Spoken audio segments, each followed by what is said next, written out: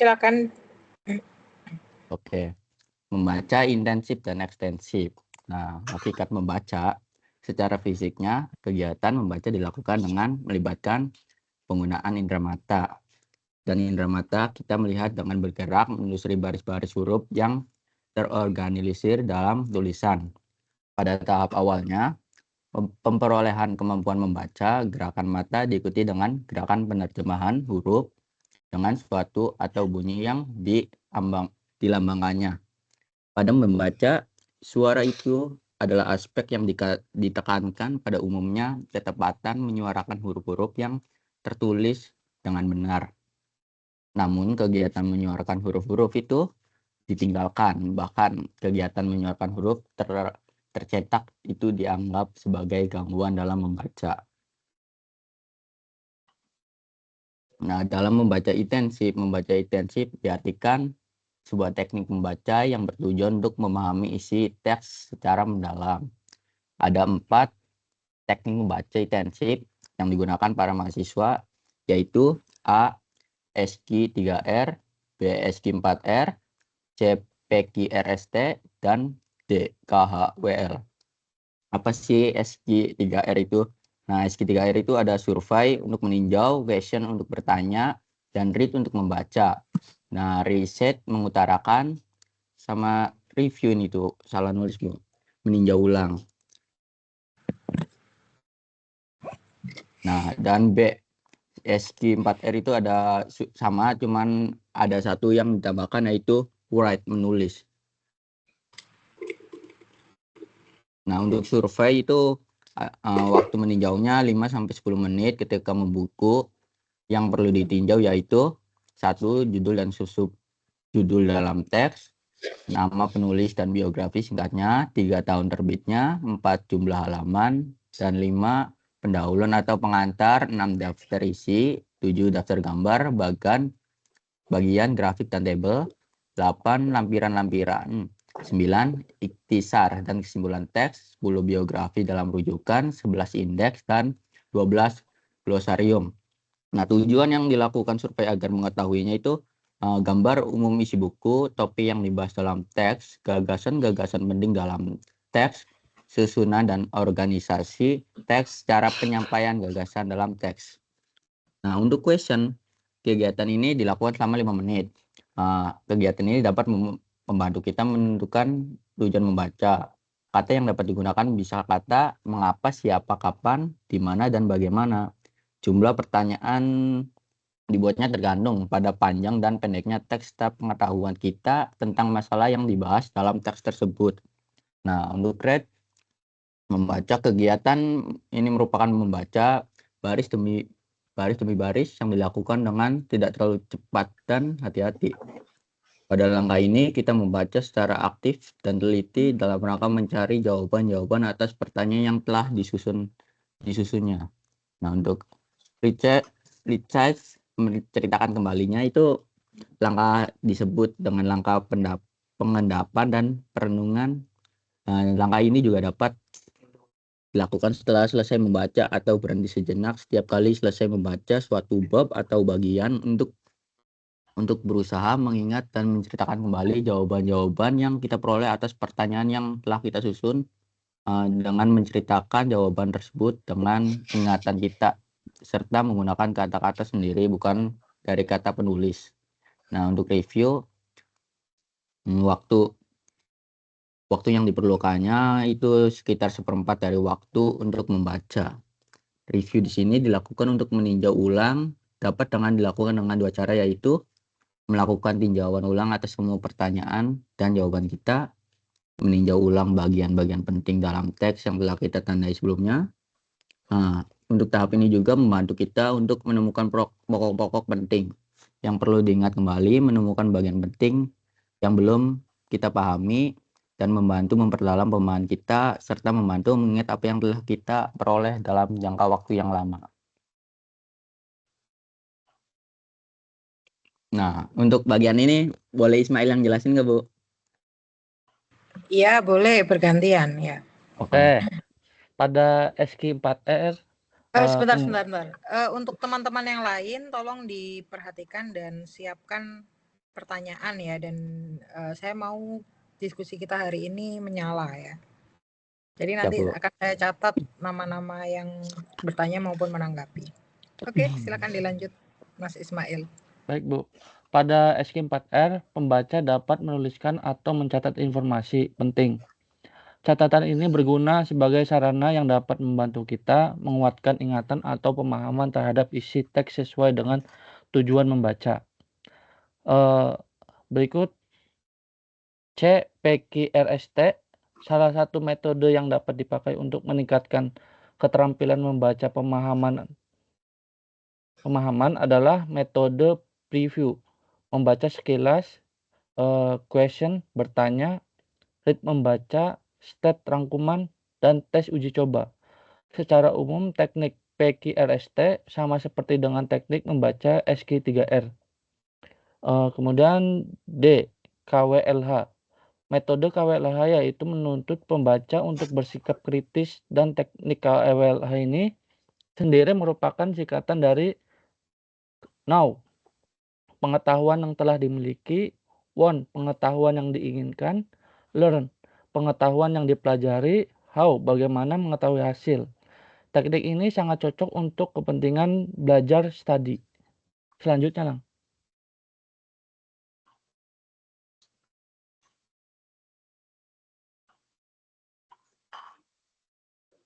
Selanjutnya.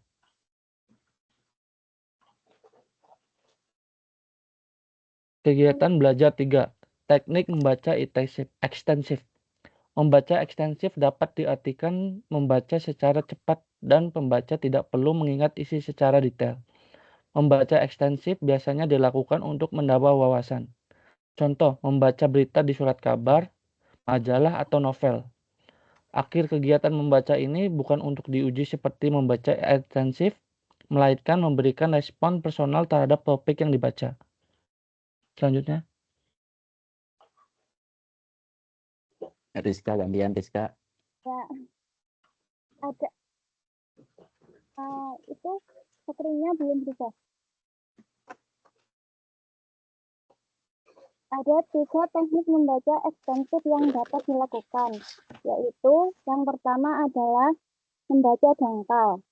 Membaca dangkal adalah teknik membaca yang dapat dilakukan secara cepat untuk memahami garis besar isi teks. Yang kedua adalah scanning. Ini adalah suatu teknik membaca cepat untuk menemukan informasi yang kita inginkan. Informasi yang dimaksud bisa berupa fakta, data statistik, atau informasi tertentu. Dalam melakukan scanning, kita melempati atau skipping informasi lainnya dan langsung menuju ke informasi yang menjadi sasaran kita. Contoh penerapan teknik ini dalam kehidupan sehari-hari antara lain adalah saat kita berusaha menemukan kata pada kamus, menemukan nomor telepon atau alamat pada buku telepon, menemukan ide atau kata-kata kunci pada indeks buku, dan sebagainya. Yang ketiga adalah skimming. Skimming adalah teknik membaca cepat yang bertujuan untuk mendapatkan inti teks. Membaca skimming merupakan keterampilan membaca yang diatur secara sistematis untuk mendapatkan hasil yang efisien untuk berbagai tujuan. Yang selanjutnya.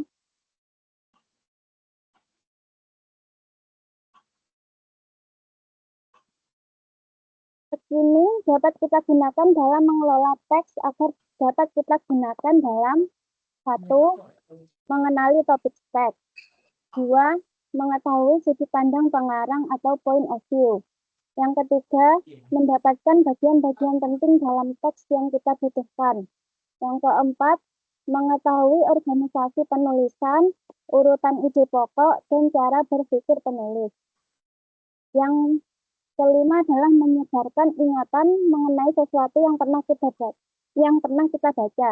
Misalnya membaca buku catatan secara sekilas ketika akan menghadapi ujian. Demikian. Terima kasih. Demikian presentasi dari tim kami. Teman-teman ada pertanyaan?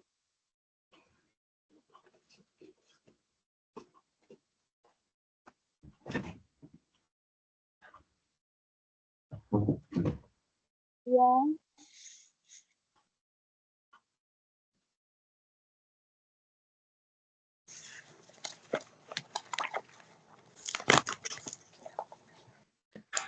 Saya yang bertanya. Iya, Iya, ya, ya, silahkan. Siapa dulu ya? Siapa? Mas Andri? Siapa dulu yang bertanya? Siapa dulu? Mas Bingar tadi. Ya, Bu, Oke. Bingar. Dengar dulu ya. Silakan. Tolong jelaskan bagaimana membaca ekspensif bisa menambah wawasan jika tidak perlu mengingat apa yang dibaca. Membaca ekstensif. Kita dalam membaca ekstensif kita tidak perlu mengingat, tapi yang perlu kita lakukan adalah kita memahami isi teks, isi bacaan yang kita baca. Karena tujuan membaca ekstensif itu adalah agar kita bisa memberikan respon terhadap bacaan yang kita baca, bukan untuk diuji seperti membaca intensif. Begitu. Oke, terima kasih.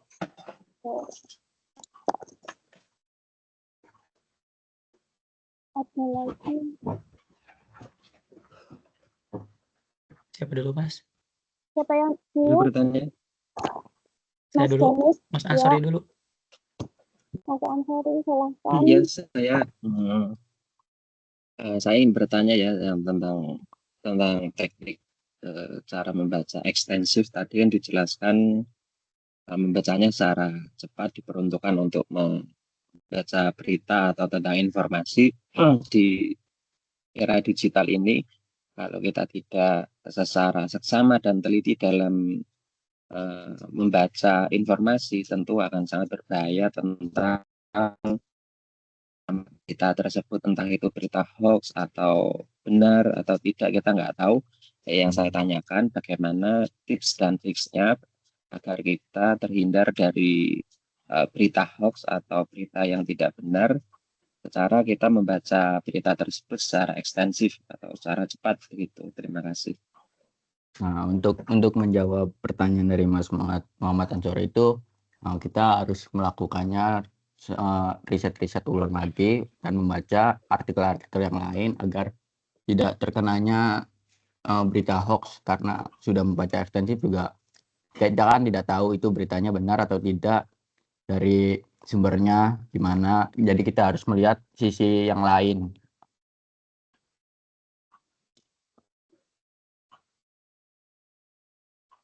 Apakah sudah jelas, Mas? Kalau kita bacanya secara cepat kan ya secara keseluruhan menjawab, tapi kalau kita membacanya secara cepat dan singkat kan kita tidak bisa memahami secara utuh isi berita tersebut. Kan kita bisa mereview ulang, Mas. Mereview ulang dalam artian kita belum mengerti apa arti tersebut tapi udah membaca cepat. Nah, kita kan bisa mereview ulangnya dalam beberapa hal lagi gitu. Oh, jadi diulangi nanti. Iya, kan itu ada preview waktu seperti itu ya. Iya, ada previewnya kan, kita nggak langsung baca sekali itu langsung mengerti gitu. Pasti kan kita penasaran akan hal kedepannya, ini itu nge-review lagi dan direview pastinya. Terima kasih. Oke, Mas. Saya mau bertanya, Mas. Tadi kan dari membaca intensif ada beberapa teknik yang SQ3R, SQ4R dan sebagainya. Apa bisa kita memilih salah satu agar sesuai dengan yang kita, karena kan setiap orang cara membaca, cara belajar tuh beda-beda ya. Jadi apakah harus semuanya kita terapin di semua teknik membaca atau hanya salah satu aja? Seperti itu. Ya, Siapa ini? Ya boleh jelasin, saya belum.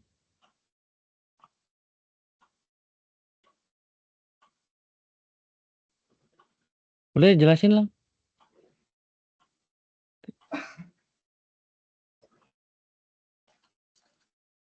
Nah, untuk masalah membaca yang S3R dan SQ4R itu kan, itu SQ3R itu cuman bedanya sama SQ4R itu cuman satu. Jadi kalau mau membaca secara keseluruhan atau itu ya kita bisa sih, tapi kan kita harus meninjaunya juga dan bertanya tentang apa isi teks buku itu, membacanya dan mengutarakan atau meninjau ulangnya gitu.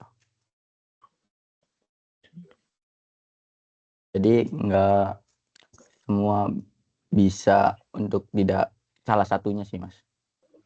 Jadi bisa kita terapin salah satunya gitu. Iya bisa, Untuk tapi kan tinggal bisa lebih beberapa mengerti gitu. gitu. Heeh. Oh, oke. Siap, terima kasih. Terima kasih, Mas. Halo Mas, saya Danis, izin bertanya. Dari dua teknik membaca tadi, ekstensif dan intensif, menurut kelompok kalian, manakah yang lebih cocok bagi kita sebagai seorang mahasiswa dalam mengikuti kegiatan belajar sehari-hari? Seperti contoh, memahami isi modul atau mengerjakan teknik diskusi. Terima kasih.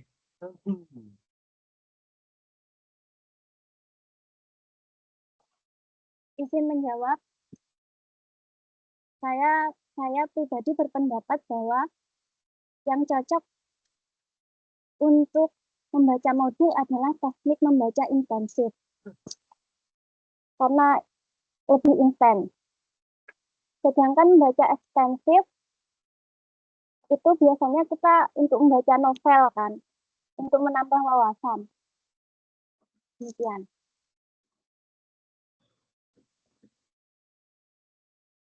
Oke, baik. Terima kasih.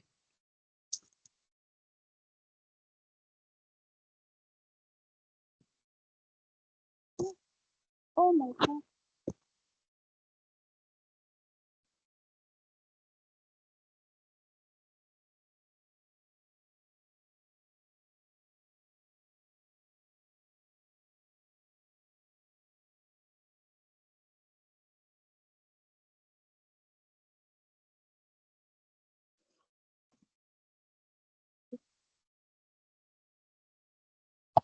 Ada yang mau bertanya lagi?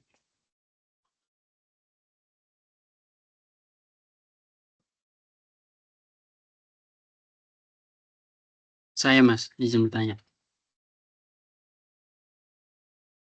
Saya Andrian, saya izin bertanya. Apa saja sih tujuan dari membaca intensif dan juga ekstensif itu? Terima kasih. Tujuan membaca.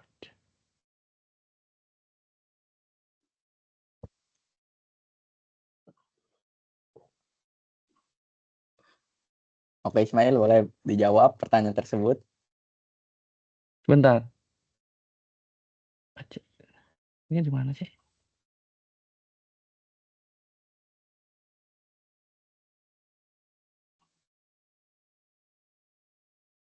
Gak bisa buka ini ya?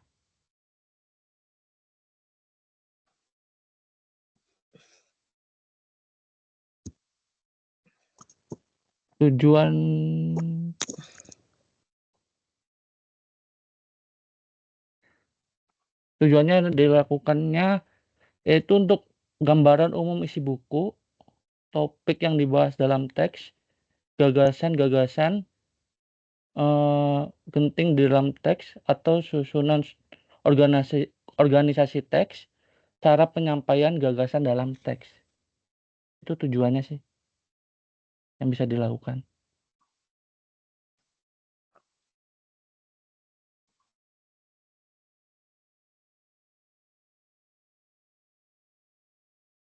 Sudah terjawab, Mas? Apa ada yang kurang? Mungkin bisa lebih spesifikasi lagi Mas, jadi tujuan membaca intensifnya apa, terus tujuan membaca ekstensifnya apa? boleh ikut menjawab? Iya, silahkan. Ya, kalau kita lihat di si layar itu ya, tujuan membaca intensif itu adalah membaca dengan cermat untuk memperoleh informasi secara rinci atau menguasai unsur bahasa yang digunakan dalam teks. Sedangkan membaca ekstensif, ini kan membaca dengan cepat ya. Itu tujuannya untuk memperoleh informasi secara umum yang terdapat dalam teks. Kurang lebih seperti itu.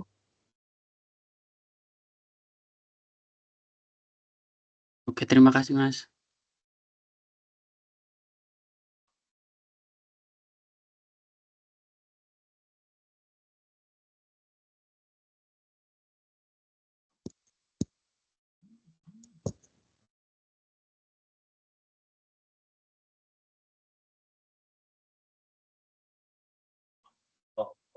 Nah, pertanyaannya, bagaimana kita mengetahui ide pokok dalam membaca ekstensif? Itu poin-poin penting lah ibaratnya dalam membaca cepat. Bagaimana?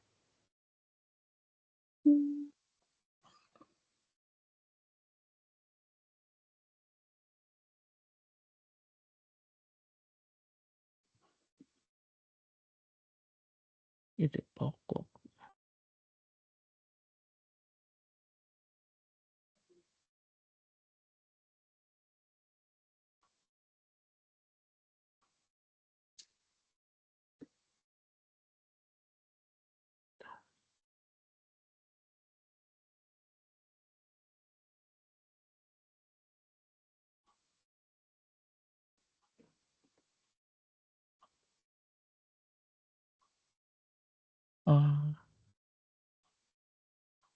Teknik.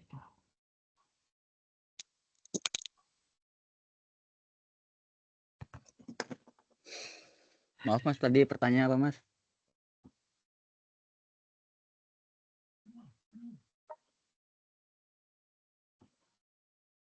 Bagaimana mengetahui ide pokok dalam teks ketika kita membaca secara ekstensif?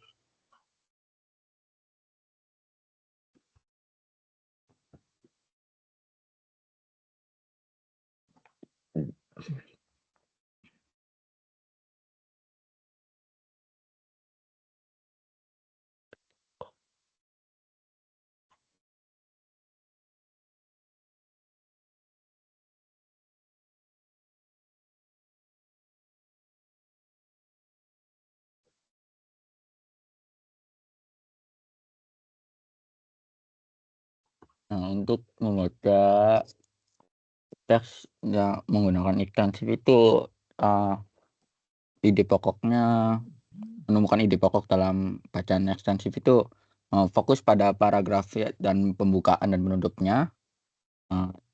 Dapat ide pokok yang dapat ditemukan bagian pembuka atau penutup teks karena paragraf-paragrafnya bisa mengandung pernyataan umum atau kesimpulan. Nah, dua, ada teknik skimming yang tadi sudah dibaca, membaca cepat atau menangkap inti poin-poin yang penting dalam kalimat pertama dan terakhir dari setiap paragraf yang dapat mendapatkan ide umum. Nah, untuk judul dan subjudulnya.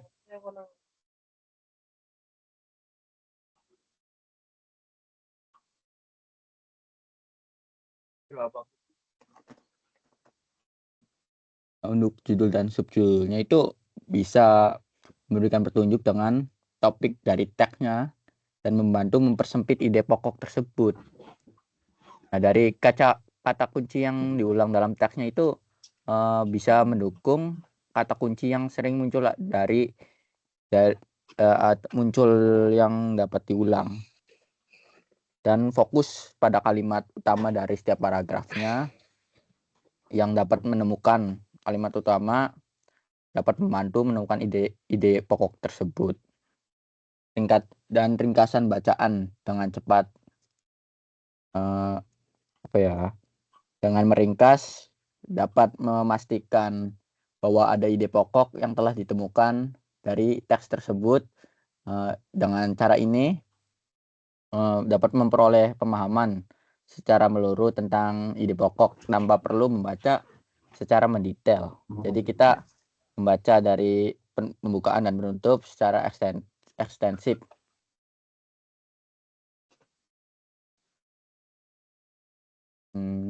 Seperti itu sih untuk pendapat saya.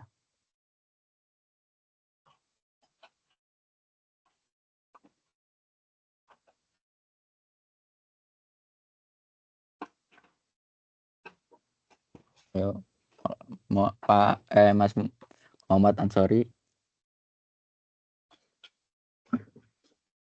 Tentang membaca secara cepat ya, yang saya ingin tanyakan,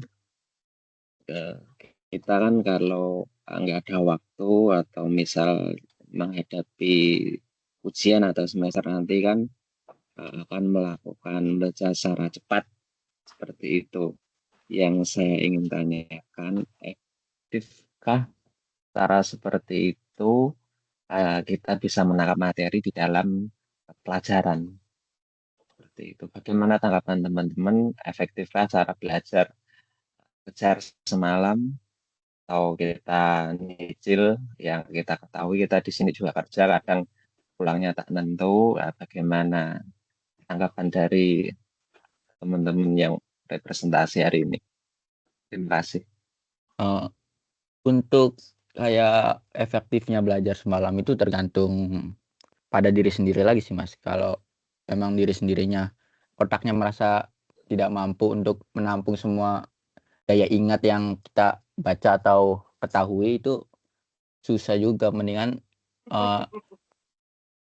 kita harus membaca setiap ada waktu luang. Untuk ya ada waktu luang kan lebih banyak ya, kayak istirahat kerja atau apa, kita mendingan daripada membuka sosmed itu mendingan kita membaca buku modul yang akan kita ujian gitu di ujian tersebut. Kan nggak mungkin kalau daya ingat kita satu malam terkejar, itu kan cuma beberapa persen doang sekian manusia. Nggak mungkin semua daya ingatnya bagus. Terus juga kan kalau daya ingat belajar kejar semalam gitu ya. kurang efektif kalau belajar kebut semalam, karena kan pemahamannya juga sedikit, waktunya juga sedikit, potensi lupa saat ujiannya juga lebih banyak kan. Harusnya kan kalau mau ujian itu H-1 itu udah hari tenang biar kita otaknya itu tidak bekerja keras gitu.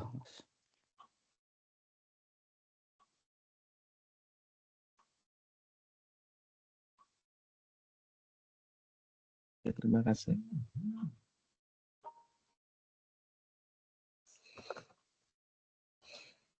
Ya, Mas. Oke, Mas Muhammad Yusuf. Ya, Mas, izin bertanya. Tadi seperti yang kalian jelaskan tadi kan mengenai membaca ekstensif. Tadi membaca ekstensif tadi kan yang kalian jelaskan itu membaca cepat, dan kita sebagai pembaca itu tidak perlu membaca secara detail. Jadi pertanyaan saya, di dalam situasi yang bagaimana membaca ekstensif itu biar lebih efektif, gitu Mas. Terima kasih.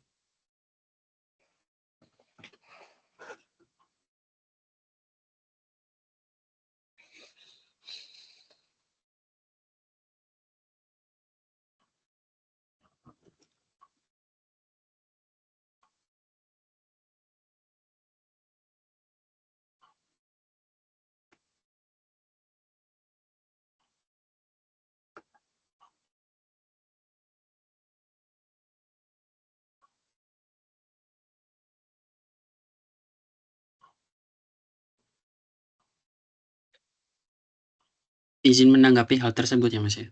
Izin saya jawab. Sebelum saya menjawabnya, kalian harus paham dulu antara membaca intensif dan membaca ekstensif. Menurut pandangan saya, membaca intensif itu jadi kita membaca secara detail sehingga bisa meningkatkan kemampuan kita dalam menulis. Contohnya kayak membaca buku, membaca modul untuk persiapan ujian. Nah, itu kan kita secara tidak langsung kita harus memahami isi modulnya apa saja sehingga kita lebih siap dalam ujian nanti. Nah, sedangkan membaca ekstensif itu lebih cenderung ke hobi atau minat baca kita terhadap sesuatu. Contohnya kayak membaca novel ataupun membaca berita-berita terkini seperti itu. Jadi kalau misalkan ditanyakan bagaimana caranya untuk bisa dapat membaca ekstensif itu lebih efektif, itu tergantung diri kita masing-masing. Karena membaca ekstensif sendiri itu kita tidak dituntut untuk memahami isi modul tersebut. Seperti itu sih. Oke, baik Mas, terima kasih Mas jawabannya.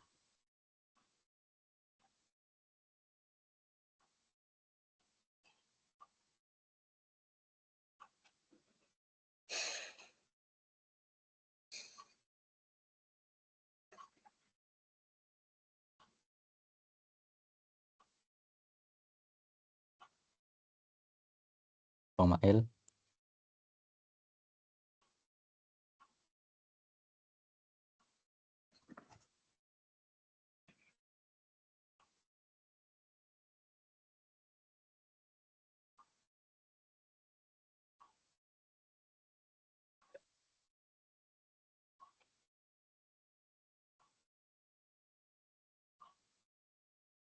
Teman-teman ada pertanyaan lagi?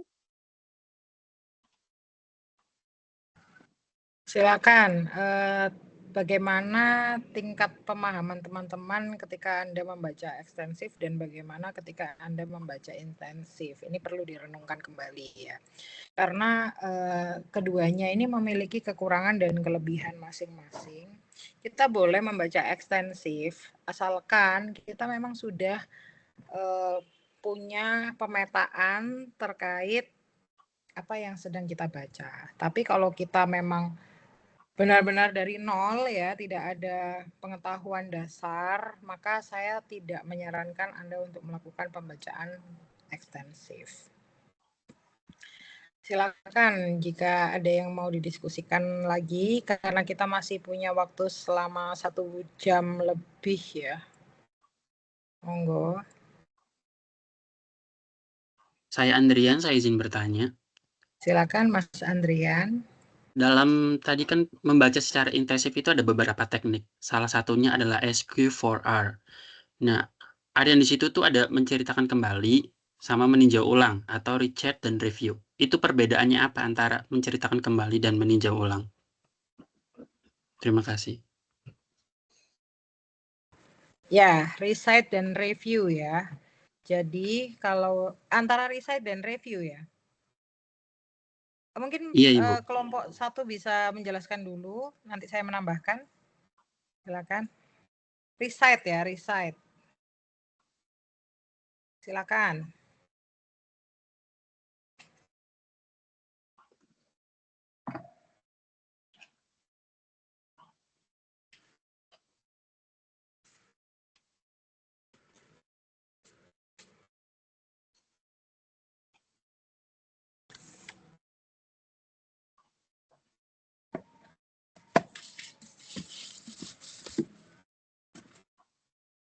Recite, cite. Dari bahasa Indonesia apa itu? Recite.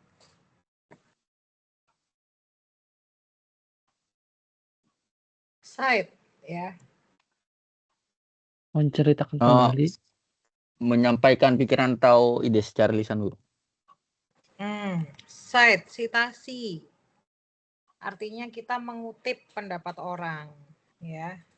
Menceritakan kembali apa yang sudah kita baca, ya.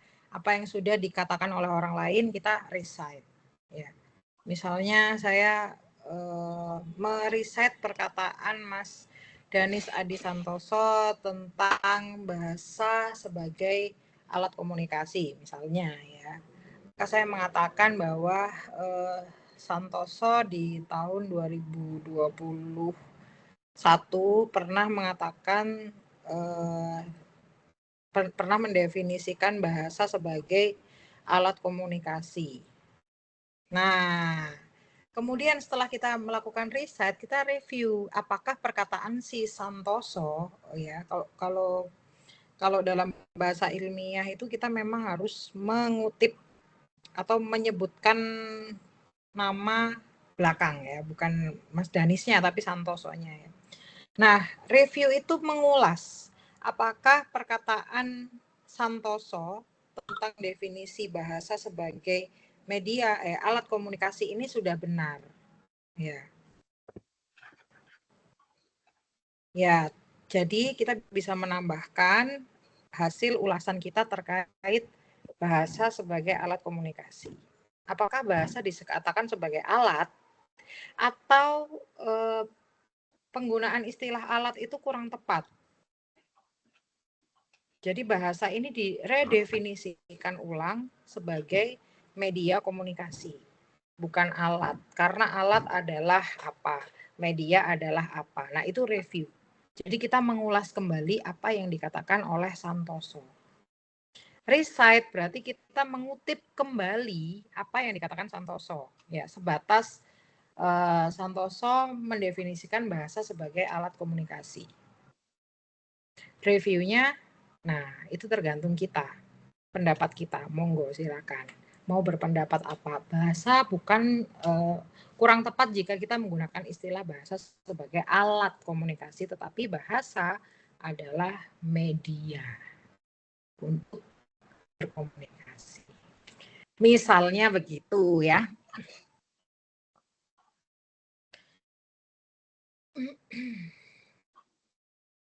Oke.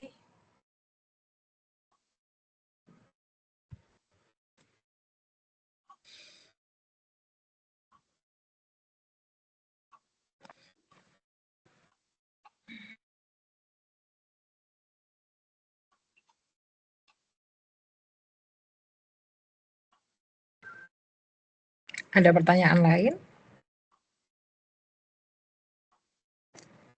Saya ingin bertanya, Bu. Silakan Andri. Mas Andri. Ada Mas Dari Andri, ada Mas Andrian ya. Dari membaca ekstensif kan tadi ada teknik dangkal, scanning sama skimming. Saya belum paham tentang scanning dan skimming itu dilihatnya dari mana gitu, dari hal apa yang kita dapatkan dari membaca tersebut gitu. Oke. Scanning ya, menyekan.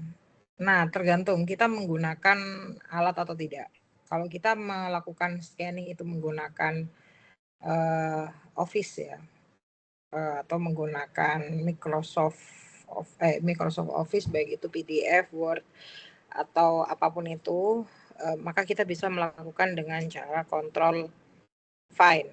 Control find nanti baru kita bisa memilah bagian yang memang dianggap penting.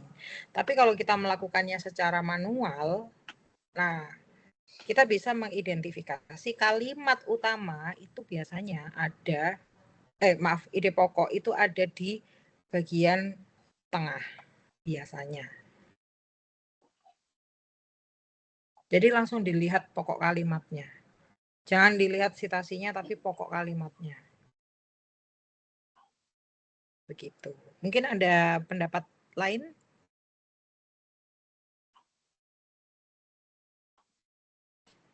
Silakan jika ada yang punya pendapat lain.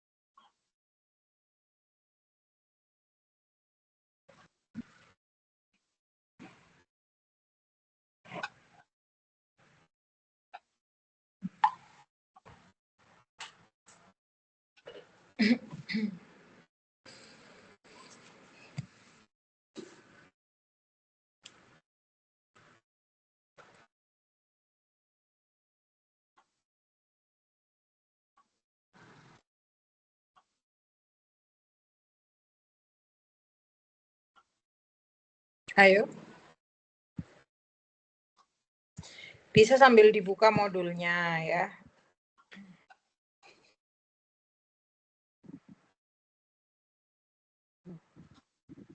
Keliru.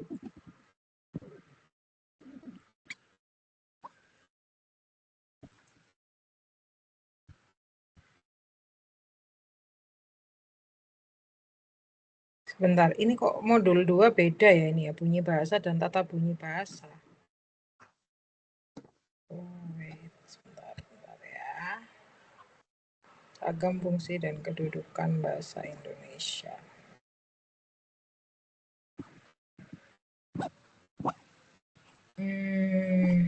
Oke. 1, 2, 3, 4, 5.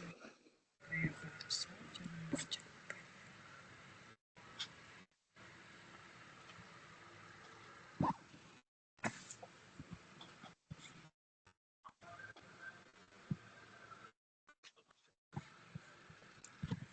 Nah, saya cek di isi layar UT dulu ya.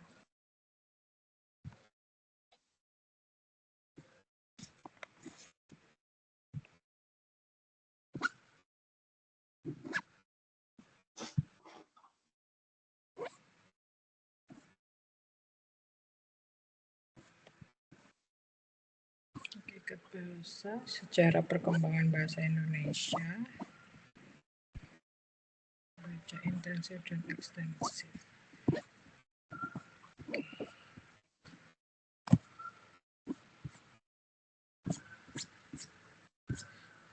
Coba dicek kembali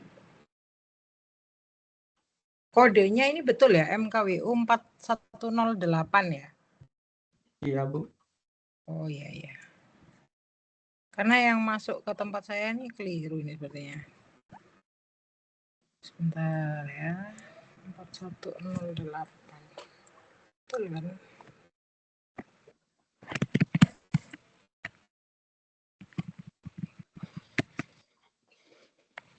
Empat 4108 modulnya jangan-jangan keliru.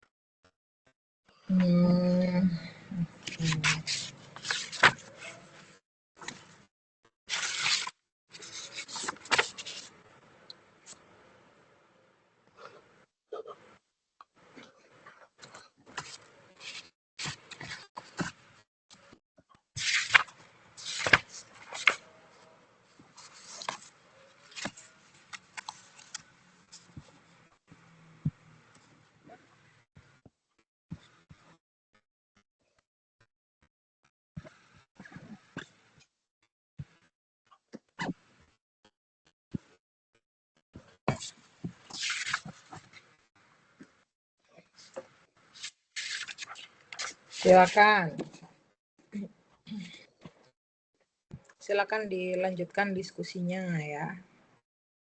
Anda menggunakan modul yang sama dengan saya ya? Modulnya online, Bu. Oh, online.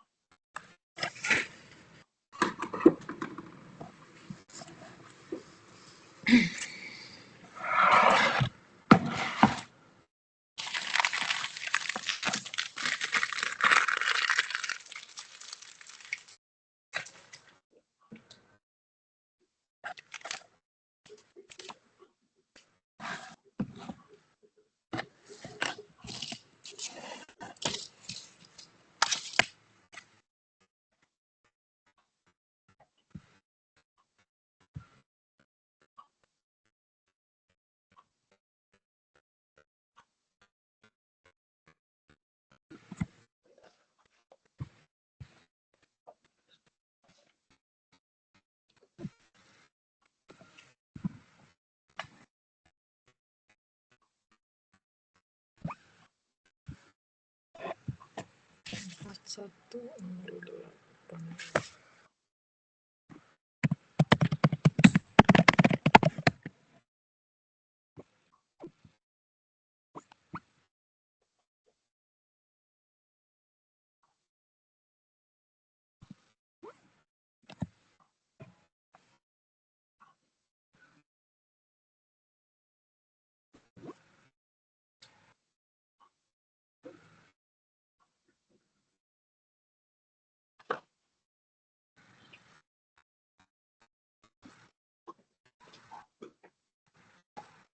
Ayo silakan dilanjutkan diskusinya. Sambil dibaca modulnya. Mungkin materinya terlalu sedikit ya.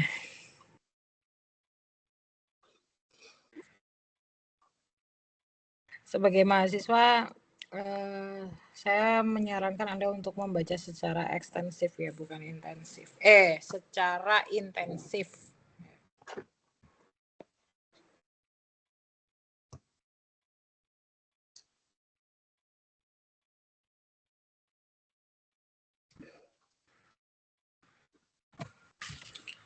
Satu 08.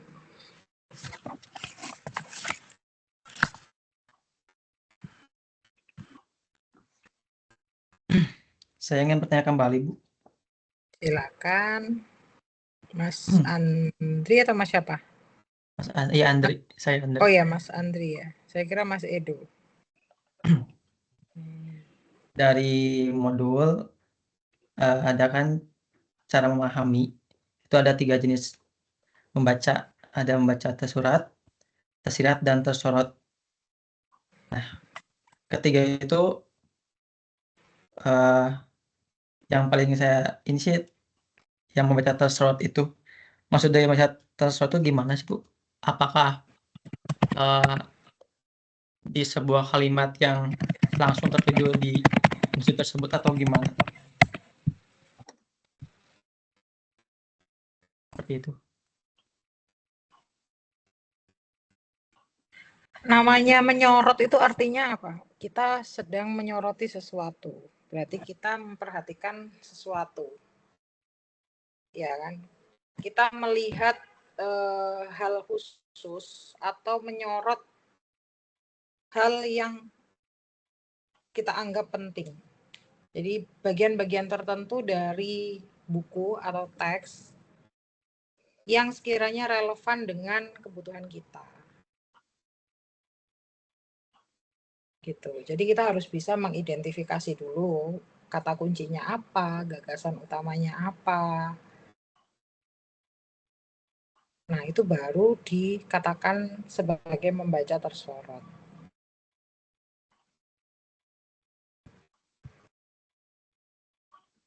Baik, Bu. Terima kasih. Oke, terima kasih Mas Andri. Saya ingin bertanya, Silakan. Apakah gagasan pokok itu sama dengan ide pokok dari sebuah kalimat tersebut? Iya, sama. Mas siapa tadi? Bingar. Mas siapa? Mas Bingar. Oh ya, sama ya. Gagasan pokok, ide pokok itu sama. Kalau kalimat utama, dia letaknya ada di dalam paragraf. Kalau gagasan pokok, dia bisa keseluruhan teks.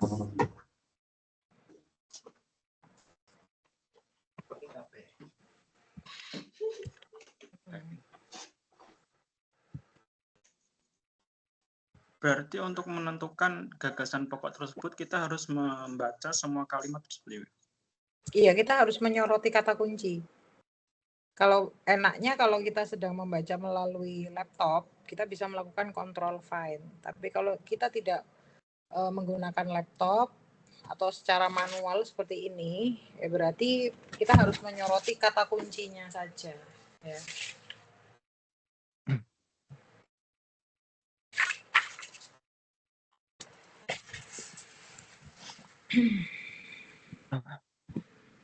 Gimana, Mas?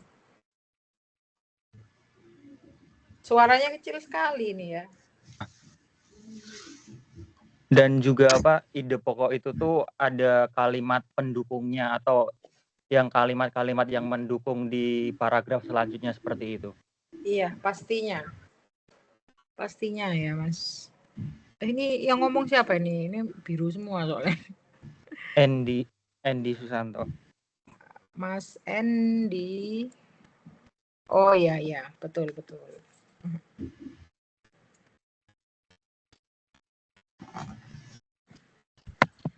Pastinya harus ada kalimat-kalimat pendukung si ide pokok itu. Jadi ide pokok tidak mungkin berdiri sendiri ya, kecuali kalau dia bentuknya berupa narasi ataupun paragraf deskripsi. Maka keseluruhan ide pokok itu ada di seluruh kalimat. Gitu. Jadi kita harus mengenali terlebih dahulu jenis paragrafnya ini apa, atau jenis teksnya apa.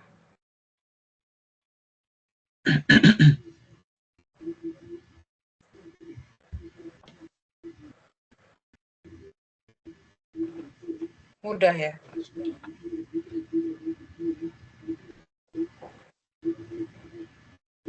Saya ingin bertanya. Silakan. Lalu bagaimana kita bisa mengetahui jenis teks? Sebentar, ini Mas siapa? Masih sama? Hah? Bingar. Mas Bingar? Iya. Iya, untuk mengetahui jenis teks, ya kita harus bisa mengklasifikasikan dulu ya. Kalau dia berupa wacana atau definisi, maka dia dikatakan sebagai teks eksposisi. Tapi kalau dia hanya sebatas penggambaran misalnya Bu Nadia sedang duduk di kursi di depan meja dan membuka laptop berwarna hitam, misalnya gitu. Itu adalah deskripsi, ya. Itu adalah teks deskripsi. Tapi kalau ini secara ringkas saja ya. Kalau paragraf itu berupa argumen, maka dia termasuk teks argumentasi. Opini itu termasuk apa? Argumentasi. Argumentasi. Kalau dia berupa narasi, nah bedanya deskripsi dan narasi itu, kalau narasi dia diceritakan secara kronologis. Pagi ini Bu Nadia pergi ke pasar sebelum bersiap-siap pergi ke kampus. Di pasar Bu Nadia belanja buah sebagai kebutuhan harian. Nah, itu adalah narasi, isinya adalah cerita dan ada rangkaian kronologis di dalamnya. Jadi kita harus bisa mengklasifikasikan dulu jenis teks yang sedang kita baca. Gitu.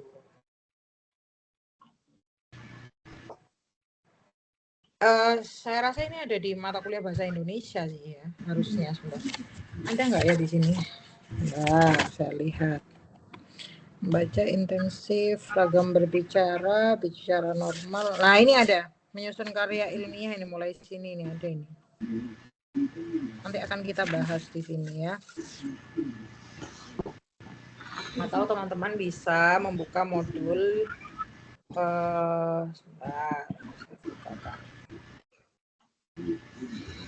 seri Bahasa Indonesia, Tata Bahasa dan Komposisi ya. BING 421201. Ya, khusus bisa dicek nanti ya di Silayar. Kok di Silayar, di RBV ya.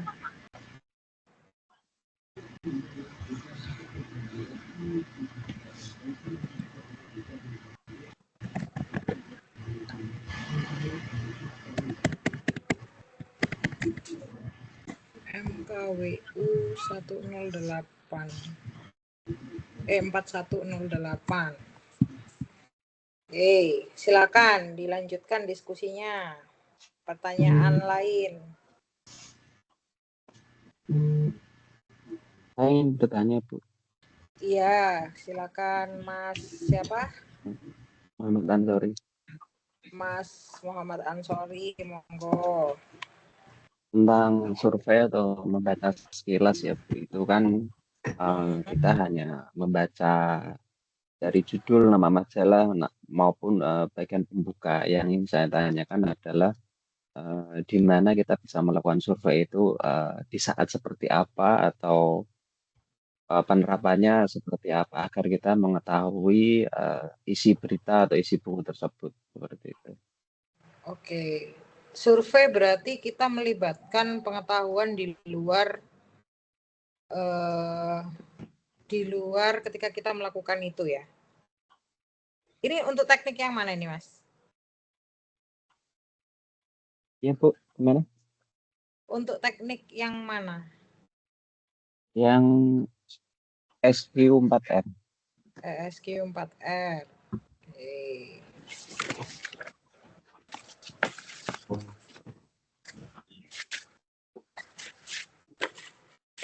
SQ4R. Jadi intinya kita harus punya dulu pemahaman literal ya. Baru setelah itu kita lakukan survei. Untuk kapan dilakukannya berarti ya sebelum itu ya. Sebelum kita melakukan SQ4R. Saya cari dulu lah ya biar SQ4R, membaca sekilas.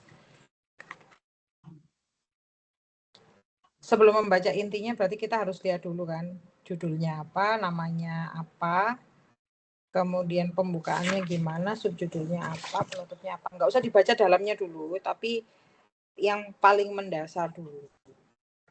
Ya, penulisnya siapa, terbitnya kapan. Nah, kalau kita udah lihat siapa penulisnya, kapan terbitnya, berarti kita juga memahami kira-kira ada fenomena sosial apa pada waktu itu. Ada pemberitaan terkait apa pada waktu itu sebelum kita memasuki teks aslinya. Kan biasanya berkaitan ya, kalau ini berita, maka ada berita-berita lain yang terkait. Jadi kita tidak mungkin berangkat dari pengetahuan yang kosong dalam membaca tentang recite atau menceritakan kembali, boleh nggak kita menambahkan agar isi berita atau isi kalimat tersebut menarik seperti itu? Boleh nggak? Dalam apa? Dalam recite kita menceritakan kembali seperti itu agar isi berita atau isi buku tersebut menarik, boleh nggak kita menambahi apa yang tidak ada di dalam buku tersebut? Jam lagi ya. Iya. Oke, dadah, nanti aku telepon. Ya, maaf barusan terganggu. Bisa diulang Mas, mohon maaf ya. Mendadak tadi. Tentang recite Bu, itu kan tentang menceritakan kembali ya. Misal di dalam isi buku atau berita tersebut kurang menarik, boleh tidak kita menambahi agar isi buku atau isi kalimat tersebut lebih menarik untuk didengar seperti itu? Boleh, asalkan disebutkan saja sumbernya dari mana. Karena recite itu maka kita mengatakan kembali apa yang sudah pernah dikatakan oleh orang lain. Gitu. Jadi nggak masalah. Mau ditambahkan, bahkan lebih baik itu lebih banyak. Lebih banyak yang kita sitasi. Yang kita ulang. Itu lebih baik, menandakan bahwa pengetahuan kita itu lebih luas daripada kita hanya merujuk pada satu rujukan saja. Ya kan kalau kita menambahkan berarti kan semakin luas kan pengetahuannya. Tapi ya tetap harus dalam koridor yang sama, masih relevan. Gitu.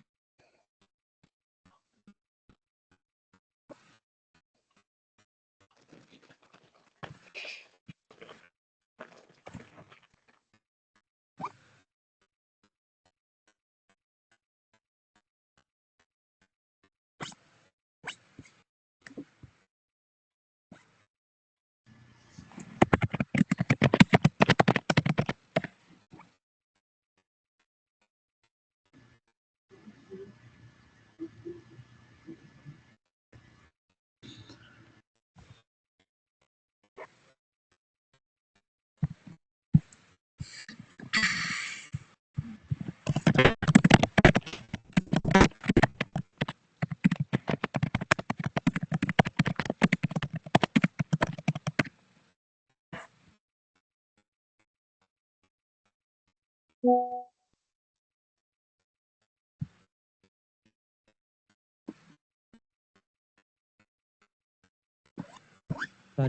Ibu Nadia kalau suatu hal berita atau bacaan itu tuh boleh ditambahkan bisa ditambahkan kalimat lain atau apa itu tuh berlaku juga untuk berita kejadian di masyarakat atau enggak Bu, atau berlaku juga di jurnalisme seperti itu? Apakah berlaku juga atau hanya berlaku untuk pada cerita gimana Karya tanggapannya tulis tadi? ilmiah sih. Karya tulis ilmiah berita itu juga iya. Tapi apakah harus berdasarkan fakta juga kan Bu? Iya pastinya ya. Jadi tidak mungkin tidak mungkin kita menulis dari kekosongan. Ya. Kedua, ketika kita membaca, otomatis dia sudah menjadi rujukan kita. Makanya ada istilah recite itu tadi kan. Kemudian yang ketiga, rujukan itu juga sebenarnya nggak mungkin cuma satu. Makanya tadi kan ada pertanyaan bagaimana membuktikan bahwa yang kita baca itu memang benar. Ya, maka kita harus berulang kali membaca dari banyak sumber. Nggak hanya satu sumber saja, tapi banyak sumber baru kita simpulkan suatu keadaan, berita, fenomena, ataupun teks lainnya. Karena teman-teman ini kan sudah memasuki perguruan tinggi ya, katakanlah kuliah, maka teman-teman secara otomatis Anda ini semuanya adalah seorang akademisi. Seorang akademisi itu harus bisa membuktikan suatu kebenaran secara ilmiah. Nah, caranya yaitu tadi, kita harus bersumber pada hal-hal yang memang layak untuk dijadikan sumber acuan. Baik itu buku, berita juga, berita itu nggak boleh sembarangan, harus yang valid ya. Pilih saja penerbit yang besar atau media yang besar.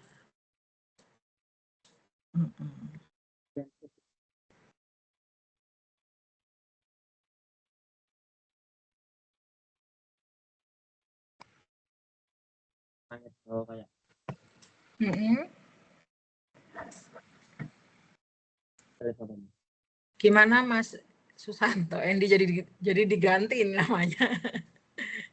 Ya nggak apa-apa. Sudah Bu tadi. Iya. Gimana? Sudah, terima kasih banyak. Oke, terima kasih banyak. Tadi ada Mas. suara luar. Oh iya. Nggak apa-apa ya.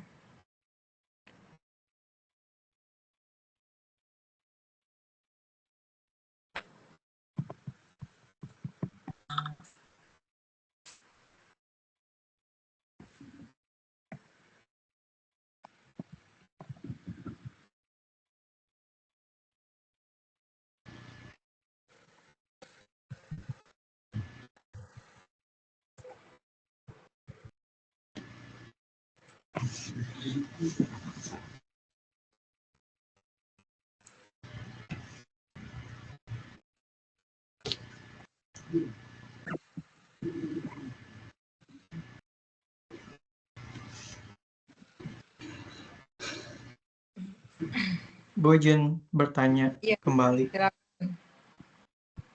Mas Andri ya? Atau siapa? Iya, silakan. Arti dari komperensi inferensial tuh gimana, Bu? Di halaman berapa? Ini kan tadi saya baca di halaman 3.12 tentang spesifikasi kemampuan dan pemahaman membaca. Ada komperensi kriterial, reorganisasi, komperensi inferensial, mengevaluasi dan mengapresiasi. Nah, yang komperensi inferensial tuh maksudnya gimana? Komperensi inferensial.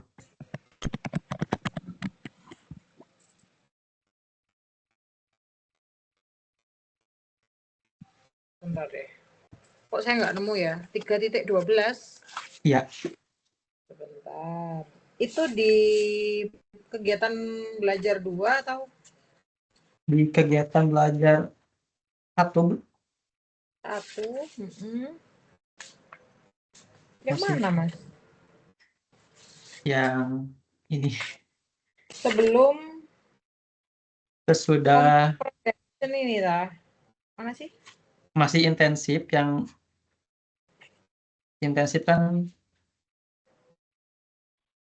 dari hakikat membaca 3 lembar dari sana. Oh, perbedaan membaca intensif dan ekstensif. 3 lembar. Halaman ketiga dari depan lah. 4 Bu. 4. 4 ya. Yang ditinjau berdasarkan cara dan tujuan membaca ini kah?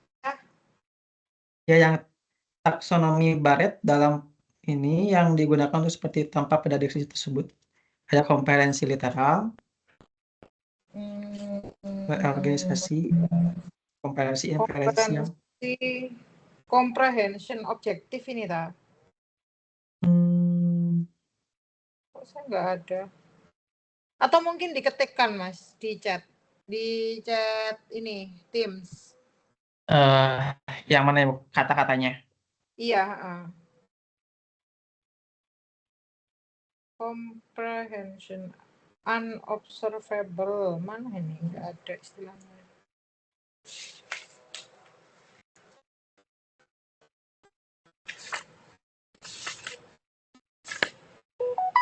Reading beyond the lines.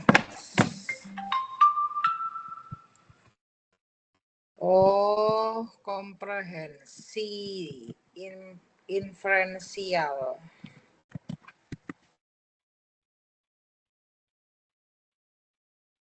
Mana sih? Kok saya nggak nemu ya? Saya Sangat senang ketika melihat hasil ujian yang lebih baik dari sebelumnya. Sarah berusaha keras dalam. Oh, iya. Jadi komprehensi inferensial ini artinya kita mengambil kesimpulan dari sebuah kalimat. Ya, menyimpulkan berdasarkan interpretasi kita sendiri. Contohnya,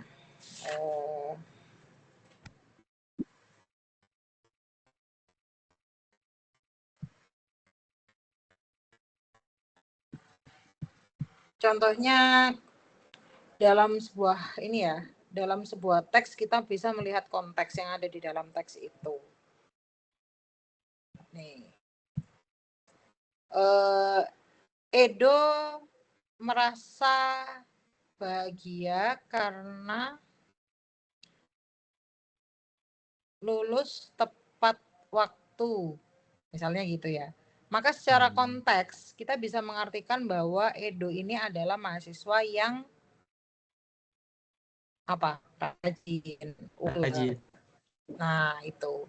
Jadi komprehensi inferensial adalah kemampuan kita untuk melihat atau menyimpulkan sebuah teks dengan konteksnya.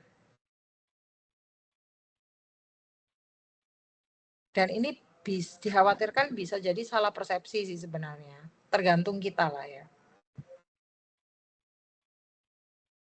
Kok saya nggak nemu ya di buku ini ya? 3.12 yang mana Bu? Kalau di Ibu? Kenapa? 3.12-nya yang mana? 3.12-nya adalah komprehensi literal. Ya. Nah, ke bawahnya Bu ada ini organisasi. Menginferensikan detail penunjang, menginferensikan ide pokok, menginferensi urutan, menginferensi perbandingan, hubungan sebab akibat, letak tokoh, memprediksi hasil, menginterpretasi. Jadi ya jadi intinya gini, kita harus bisa menyimpulkan ya, memprediksi kira-kira apa sih yang terjadi kok Mas Edo bisa lulus tepat waktu ya. Apakah Mas Edo itu rajin, apakah Mas Edo itu pintar. Nah, kita bisa memprediksi dan juga menginterpretasi. Jadi disesuaikan dengan konteks yang sedang terbaca. gitu. Oke. Ya, baik Bu. Terima kasih. Oke, sama-sama.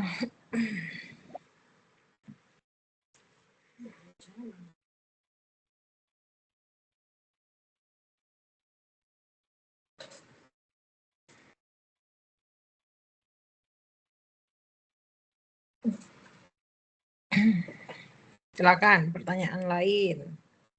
Komprehensi inferensi.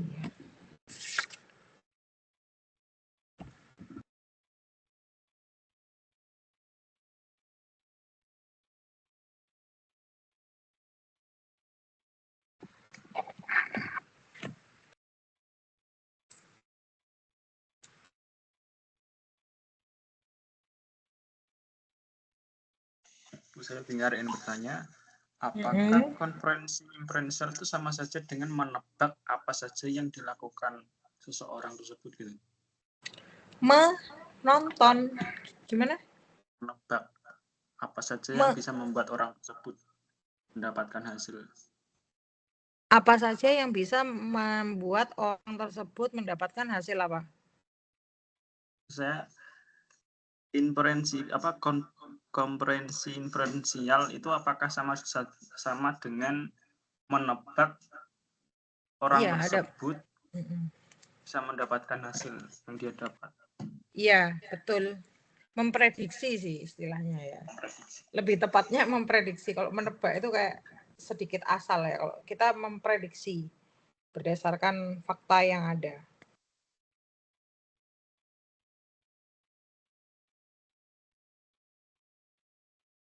Gitu.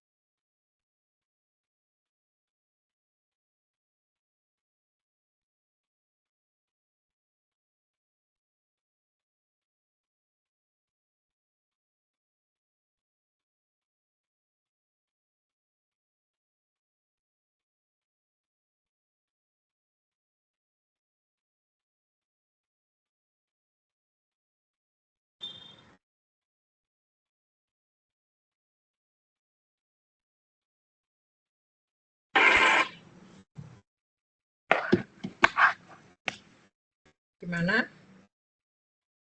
Kita masih punya 35 menit ya. Silakan.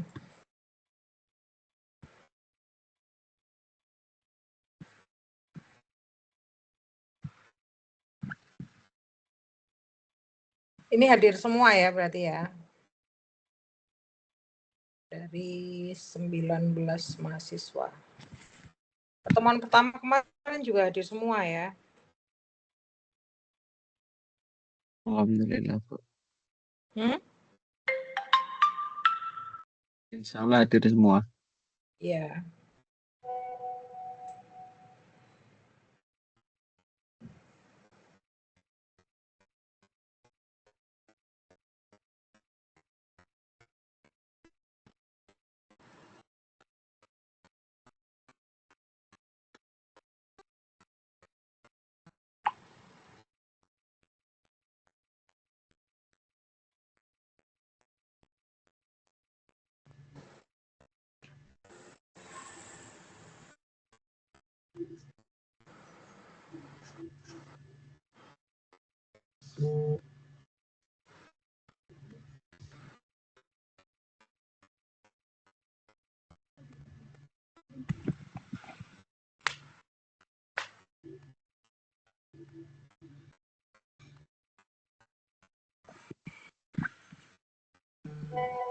Bu, saya Andriani izin bertanya. Iya, silakan. Dalam membaca intensif itu tingkat pemahamannya kan ada beberapa kelas, Bu. Salah satunya itu pemahaman kreatif. Maksud dari pemahaman kreatif itu seperti apa ya, Bu? Ya, pemahaman kreatif. Sebentar, saya lihat secara tekstual dulu ya. Ada di halaman berapa?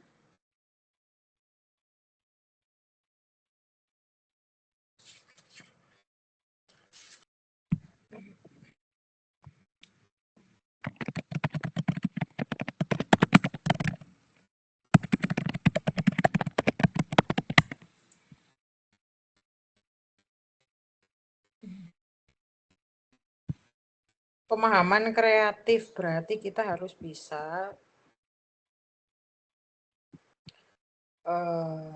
melakukan interpretasi secara pribadi, kemudian kita juga harus bisa, kalau kreatif itu kan terkait dengan ide ya, seperti mengembangkan ide baru dan melakukan analisis secara mendalam, kritis lah di situ ya. Jadi kita harus punya keterampilan untuk berpikir kritis dan menciptakan sebuah inovasi. Itu pemahaman kreatif secara umum ya.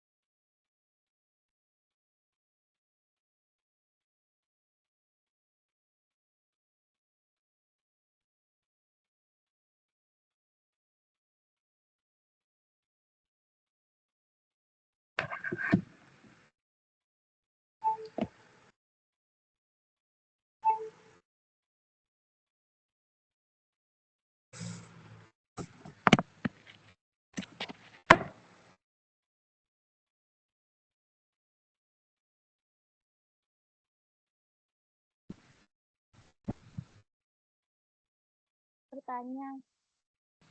Iya, silakan Mbak Rizka. Itu bisa diberikan contoh jenis bacaan dan contoh ide pokoknya, Bu. Saya agak kesulitan menentukan ide pokok. Menentukan ide pokok di mana, Mbak? Di suatu bacaan, begitu, Bu. Bisa diberikan. Iya, bisa diberikan contoh bacaannya, terus contoh ide pokoknya, begitu, Bu. Iya. Ini biasanya kendala setiap siswa dan mahasiswa ya kalau ujian bahasa Indonesia ini bingung sekali mencari ide pokok ya. Jadi kita harus melihat kompleksitas sebuah kalimat ya di dalam sebuah paragraf. Bentar ya. Saya carikan dulu.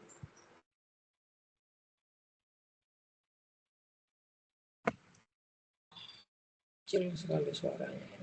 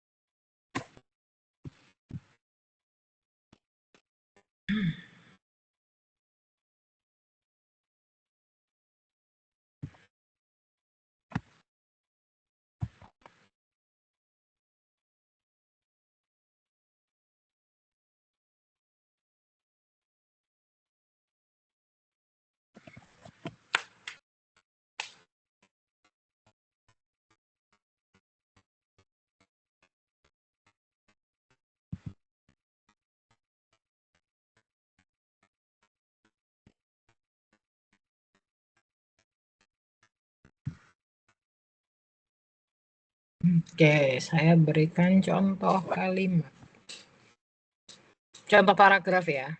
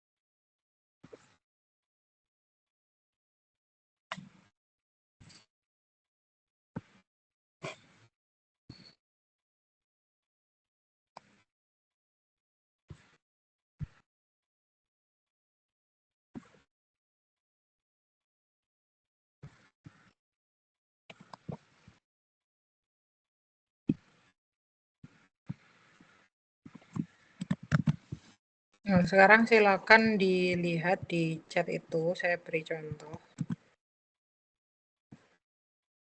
Kalimat. Bisa nggak teman-teman mengidentifikasi ide pokoknya ada di mana? Dalam catatan Badan Pusat Statistik 2015 lalu, angka pengangguran di Indonesia meningkat 300.000 orang selama setahun dari Februari 2014 sampai Februari 2015. Tingkat pengangguran terbuka didominasi penduduk berpendidikan sekolah menengah atas sebesar 9,05%, lalu disusul pada jenjang sekolah menengah ini SMK ya, atas 8,17% dan diploma 1, 2, 3 sebesar 7,49%. Mana? Ide pokoknya mana? Angka pengangguran di Indonesia. Angka pengangguran di Indonesia meningkat. Di 2015. Oke, nah mudah ya. Jadi kalimat yang lain, kita bisa menyimpulkan bahwa ide pokok dalam paragraf ini adalah meningkatnya angka pengangguran di Indonesia. Oke. Gampang, yang lainnya adalah kalimat penjelas. Lagi ya. Bu, latihan buat ujian.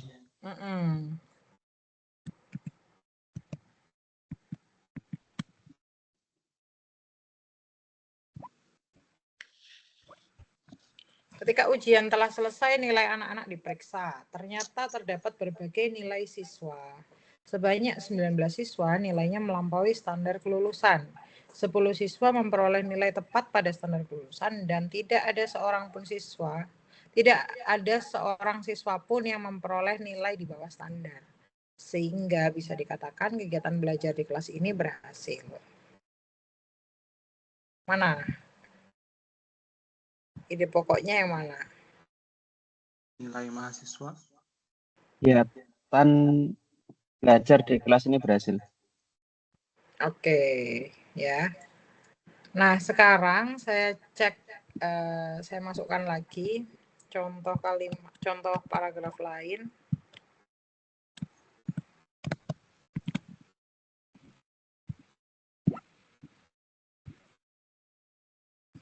Sungai Ayung.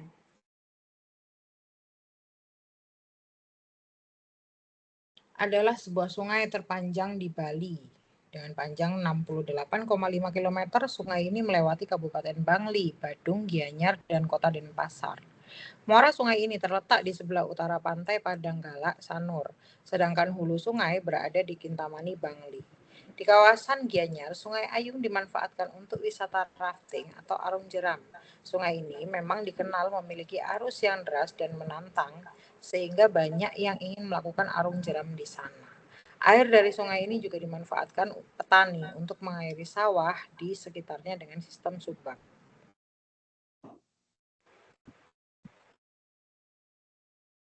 Mana? Sungai Ayung. Sungai Ayung dimanfaatkan untuk wisata. Pemanfaatan Sungai Ayung. Nah, teman-teman harus lihat dulu jenisnya apa. Baru bisa ditentukan ide pokoknya yang mana. Gagasan utamanya yang mana. Jenis dari paragraf yang barusan saya bagikan ini adalah paragraf ada 68,5 km cirinya. Melewati Kabupaten Bangli, Badung, Gianyar, dan Kota Denpasar. Berarti kita bisa menjelaskan. Mendeskripsikan. Mendeskripsikan, berarti ini adalah paragraf deskripsi. Artinya paragraf deskripsi, ide atau gagasan utamanya terletak di seluruh kalimat. Bukan satu kalimat. Ya. Nah, lagi ya.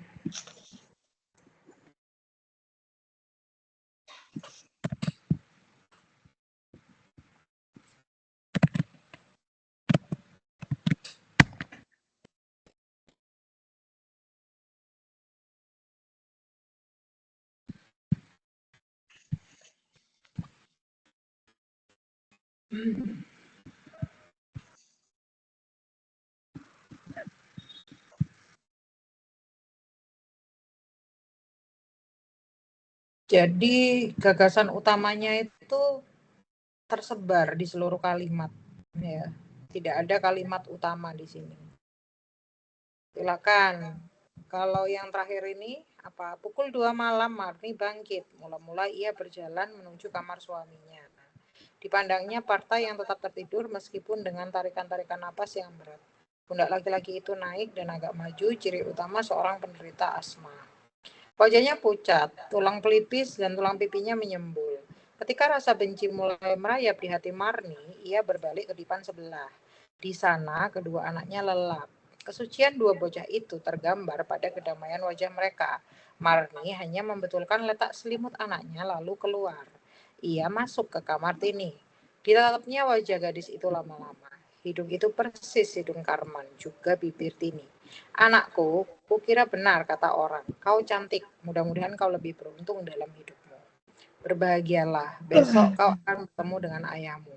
Oh, kau tak tahu siapa sebenarnya yang lebih berhasrat berjumpa dengan ayah. Nah, ini termasuk apa? Kalimat narasi. Paragraf, teks narasi. Ya. Nah, oke. Berarti dia juga tidak memiliki kalimat utama. Seluruh kalimat ini adalah gagasan utamanya. Mudah ya. Gimana Mbak Rizka, Ya, bisa nggak? bisa. Oke, gampang ya.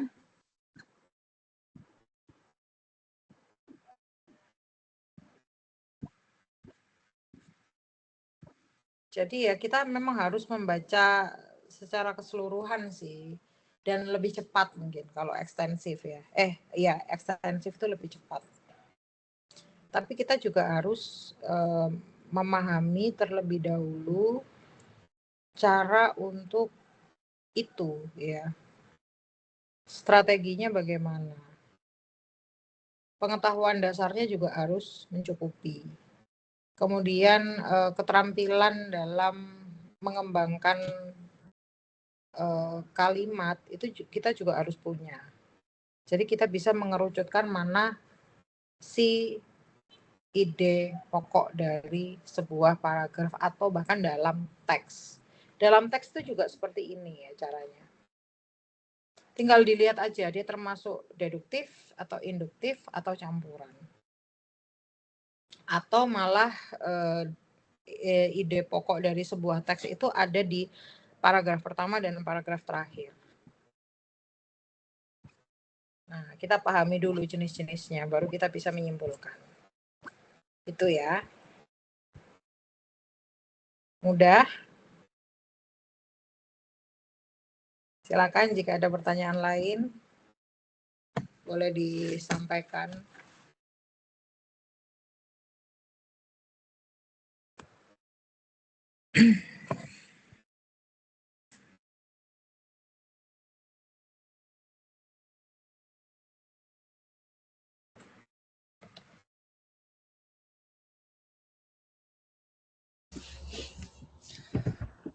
Mohon maaf Ibu, izin bertanya.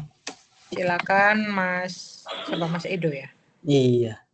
Iya, oke, silakan Mas Edo. Salah satu langkah dari SQ3R, ya langkah pertama, review atau membaca sekilas, itu kan kita melakukan pengamatan awal mengenai identitas teks. Ya, maksud dari identitas teks itu apa Ibu? Ya seperti judulnya apa, penulisnya siapa, dituliskan kapan, atau genre-nya apa, misalnya genre-nya komedi, genre komedi, genre romance, drama, atau apa. Jadi pengetahuan yang paling mendasar dari teks itu sebelum kita memasuki substansinya. Itu yang harus dipahami. Oke, makasih Ibu. Iya.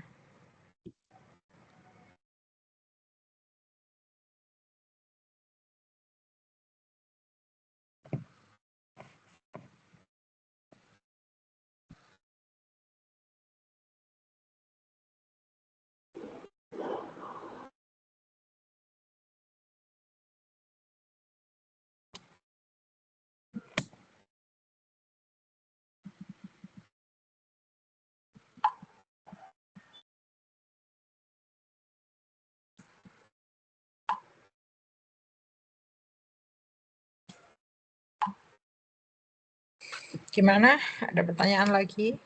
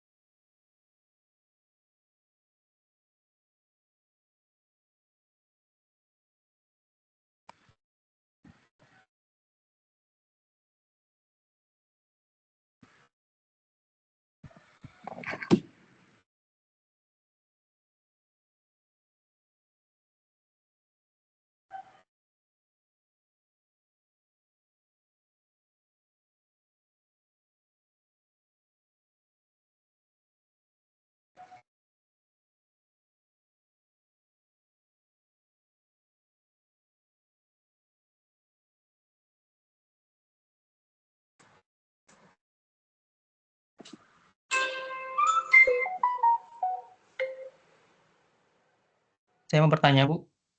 Iya, silakan Mas Andri. Dari teknik apa? Teknik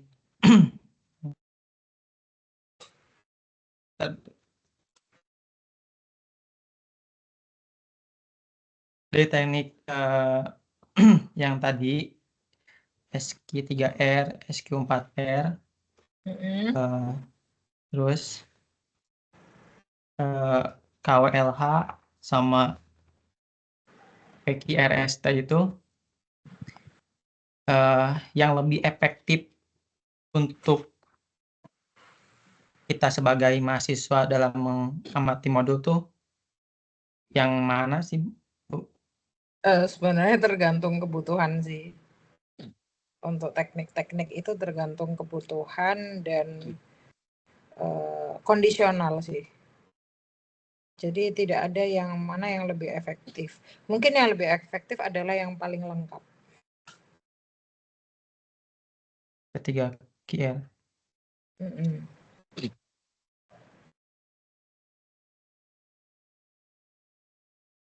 Dan semuanya dikembalikan kepada kreativitas kita ya dalam menyimpulkan dan menginterpretasikan sebuah teks.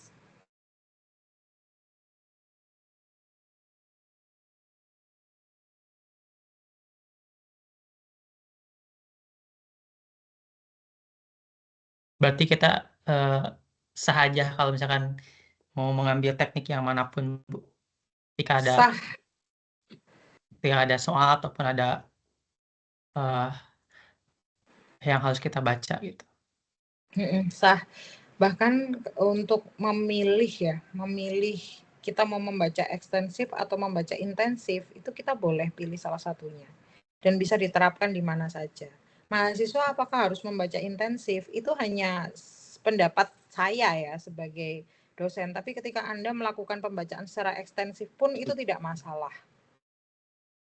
Yang penting Anda memiliki kreativitas untuk ya mengembangkan itu tadi ya, keterampilan untuk mengembangkan sebuah paragraf, menginterpretasikan dan membuat inovasi baru di dalam pembacaan itu. Ya. Pembacaan atas teks tersebut.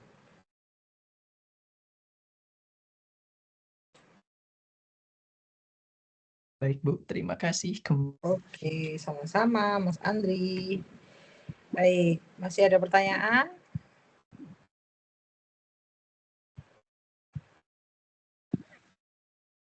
Jika sudah tidak ada pertanyaan, mungkin bisa kita akhiri perkuliahan pada siang hari ini. Selamat beristirahat dan ini ya waktunya isoma ya. Istirahat, sholat makan mungkin. Dan lanjut lagi ya, kuliah lagi ya setelah ini ya. Oke, selamat melanjutkan aktivitas. Terima kasih. Assalamualaikum warahmatullahi wabarakatuh. Waalaikumsalam warahmatullahi wabarakatuh. Terima kasih, Bu. Terima kasih. Terima kasih, Bu. Terima kasih, Bu.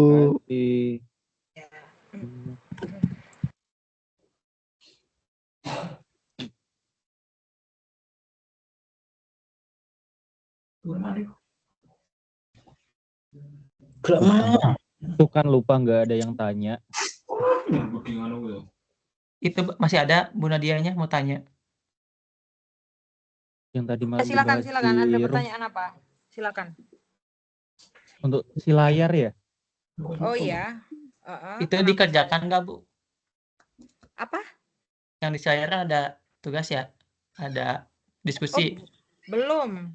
Oh, belum. Untuk diskusi boleh diisi, tetapi untuk tugas masih minggu depan ya. Tugas tutorial yang pertama itu di minggu ketiga.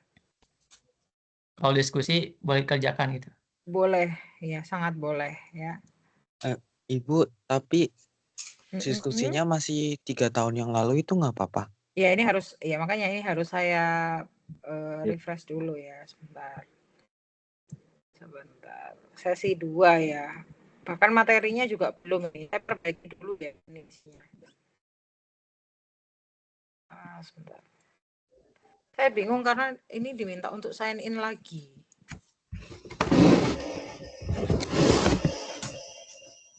Sebentar. Ini pertemuan kedua. Sepertinya harus saya perbaiki dulu ini ya isinya, ya. Nanti kalau Jadi sudah perbaiki baru boleh ya. Berarti nanti dulu Ibu. Saya perbaiki dulu sesuai dengan materi kita ya. Oke. Ya kan di sini sesi 2 masih sejarah perkembangan bahasa Indonesia. Nah, materi kita membaca intensif dan ekstensif masuk sesi 3. Ini saya perbaiki dulu ya. Oke? Baik, Bu. Terima kasih. Baik, terima kasih. Assalamualaikum warahmatullahi wabarakatuh. Waalaikumsalam warahmatullahi wabarakatuh.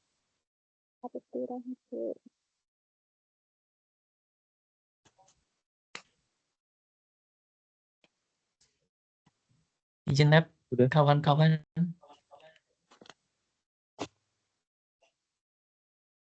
Udah.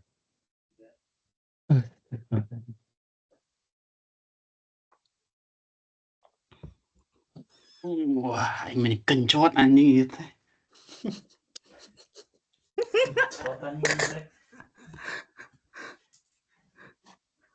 Iya.